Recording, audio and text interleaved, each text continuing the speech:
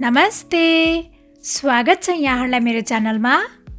आज म यहाँहरूलाई हतार भएको बेलामा पनि कसरी छिट्टो मिठो मटन करी बनाउन सकिन्छ भनेर देखाउन गइरहेको छु। म चाहिँ यो मटन करी प्रेसर कुकरमा बनाउन गइरहेको छु। मटन करी बनाउनको लागि सबैभन्दा पहिला मैले प्रेसर कुकरमा तेल तताउन राखेँ। त्यसपछि यसमा ल्वाङ, सुकुमेल, अलैँची, दालचिनी अनि यो तेजपत्ता फुराउने।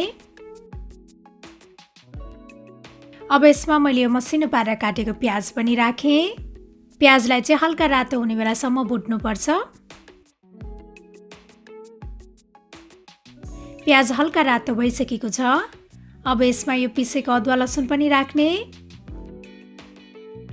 अदुवा लसुनलाई प्याजसँग एकैछिन भुट्नुपर्छ। त्यसपछि मैले यसमा बेसार राखेँ।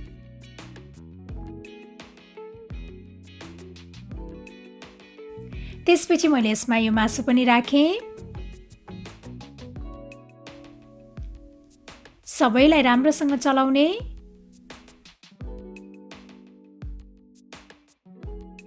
मासुलाई राम्रोसँग चलाइसकेपछि मैले यसमा नुन पनि राखेँ।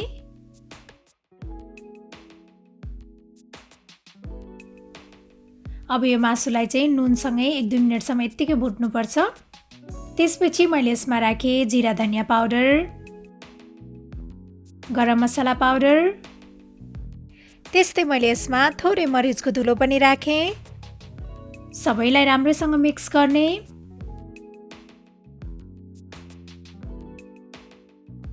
अब यो टमाटर पनि राख्ने।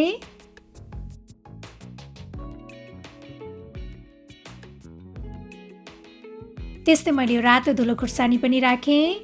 अब यो मासुलाई चाहिँ मसलासँगै अर्को 1-2 मिनेटसम्म यत्तिकै भुट्नुपर्छ।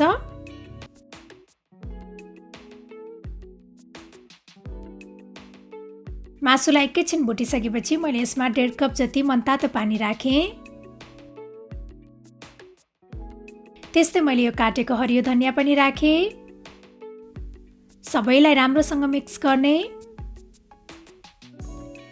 अब यसलाई कभर गरेर 7-8 सिटी लगाउनु पर्छ।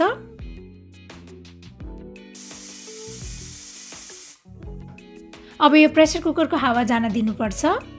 प्रेसर कुकरको हावा गइसकेको छ। अब मासुलाई एकपटक चेक गरौँ।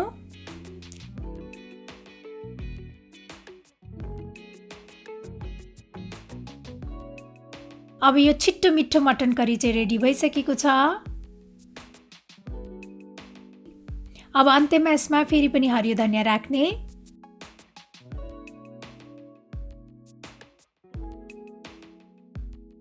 यो छिट्टो मिठो मटन करीलाई यहाँहरूले भात, चिउरा, रोटी जेसँग पनि खान सक्नुहुनेछ। मलाई आशा छ यहाँहरूलाई यो छिट्टो मिठो मटन करीको रेसिपी पक्कै पनि मन पर्यो होला। र मेरो अरू यस्तै रेसिपीहरूको लागि प्लिज मेरो च्यानललाई सब्स्क्राइब गरिदिनु होला।